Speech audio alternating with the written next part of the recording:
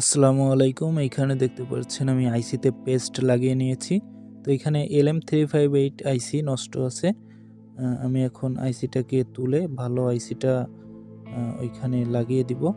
তো আমি hot air গানের সাহায্যে আইসিটাকে উঠিয়ে নিচ্ছি। তো বন্ধুরা, আমি কিন্তু আইসিটাকে তুলে ফেলছি। এখন আমি নষ্ট আইসিটাকেও উঠাই নিব। তো এখান থেকে আমি হট এয়ার গান দিয়ে একটু হিট দিয়ে আইসিটাকে উঠাই নিচ্ছি। এটা হচ্ছে নষ্ট আইসিটা আমি উঠাই নিলাম। এখন ভালো আইসিটাকে এখানে বসিয়ে দেব। হট এয়ার গানের সাহায্যে আমি হিট দিয়ে দিব যাতে করে এটা ভালোভাবে এখানে বসে যায়। আইসিটাকে আমি হট এয়ার গানের সাহায্যে ভালোভাবে এখানে লাগিয়ে দিয়েছি। তো তারপরেও আমি সোল্ডারিং আয়রনের সাহায্যে আইসির লেগগুলোকে ভালোভাবে সোল্ডারিং করে দিব।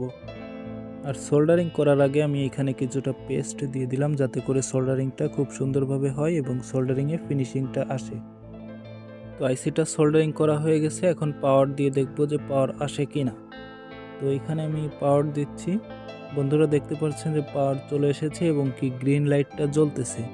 এতে করে বোঝা যায় যে আমাদের চার্জারটা 100% সাকসেস হয়েছে এবং কি আমাদের কাজটা মোটামুটি কমপ্লিট হয়ে গেছে।